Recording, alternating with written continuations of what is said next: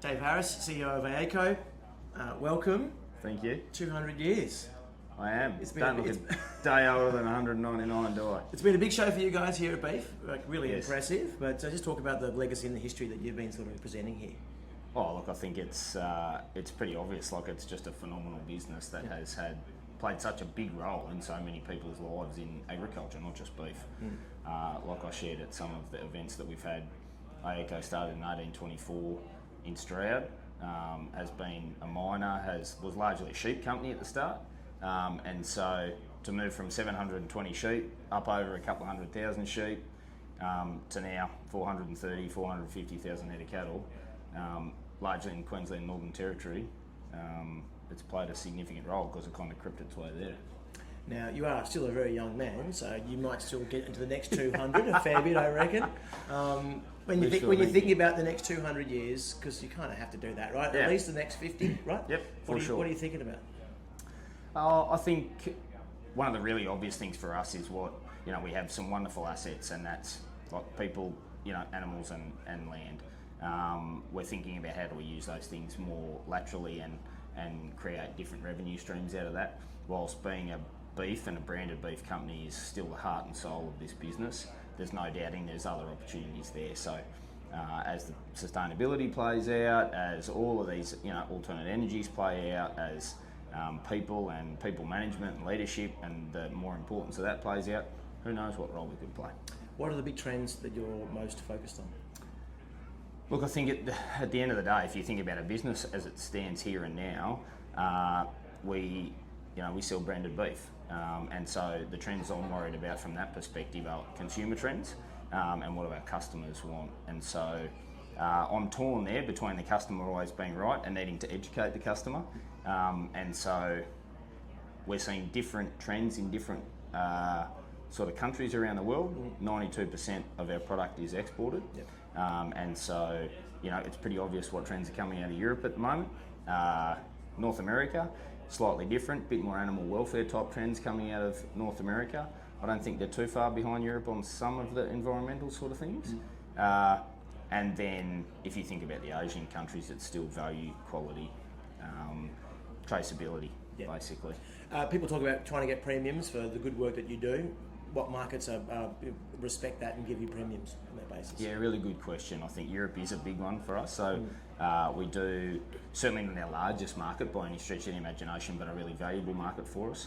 UAE, places like that are really developing markets as well, those very affluent type societies. North America is still a very large market for us and will continue to. No different to what we've seen here in beef. A lot of people in there at the moment, but they're large meat eaters. Beef eaters in particular, and what they don't have is they don't have a very mature Wagyu industry over there, and so our Wagyu product is quite differentiated to their normal domestic product, which gives us opportunity. Talking about Wagyu, obviously it's a premium product. America as a country seems to be growing really, really well. Does it look like that there's still plenty of people with plenty of money to spend on high quality beef?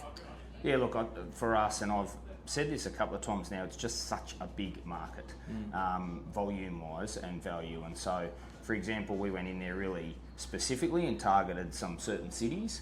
But to give you an example, we went into North America and we've been there for quite some time now, and largely that was on the back of only 8 major cities. There are so many more there with such a big population, and so opportunity is still very much so. Now, the big talk around beef this week has been all about sustainability and carbon emissions. Tell us about where you are with that, because of course, as a listed company, that's going to be coming down the pipe to you pretty quickly. Yeah. Yeah, 100%. And we've released we've had a couple of sustainability reports already released. We're at the pointy end of that. There's no doubting that. So we think about it from a couple of perspectives. I think certainly there's the regulatory perspective, so we're working our way through that. From an operational perspective, it's what parts of those things make operational sense to us. There is some low-hanging fruit there. There is part of that is just being a very good producer. So we're certainly focusing on those things. But to your question before, we're trying to look 20, 30, 40 years ahead so that we can set ourselves up for that. And that's a lot of data, a lot of technology, thinking about the different ways that we can both have a really positive effect on nature and the climate, but also other financial opportunities, revenue opportunities for us in that. Now, you're a CEO running a large company, but just to put your mind in a producer's head for a second, Yeah. what do you think producers should be thinking about to improve their business right now? Yeah, I think don't be scared of the sustainability stuff. I think largely, there's a big percentage of it that is just good common sense, best practice. And so all the numbers, I probably wouldn't start at the reporting end, I'd start at the kind of nuts and bolts end of it. So there'll be other things that help them with the reporting end, and that'll come in time. Go back to the really simple stuff, like how do you keep your grass, keep your ground cover, how do you increase productivity, how do you do all those things? They have a direct effect on all of those things that everyone's sort of terming carbon and sustainability. What's your view of the beef market overall globally? Yeah, look, I think in a kind of moderate position at the moment, but with an optimistic outlook. I don't think we're going to, bounce out of this thing. And we've heard a few people say it this week. We thought even 12 months ago we would have seen more positivity than now and more price movement. I think the overarching consensus is it's going to be a slow burn out of this. That's probably not a bad thing for us long term. I don't think anyone enjoys that real peak trough type piece, and so let's slowly work our way out of it and get to a really kind of resilient, sustainable state. Dave Harris, thanks very much. Not a problem.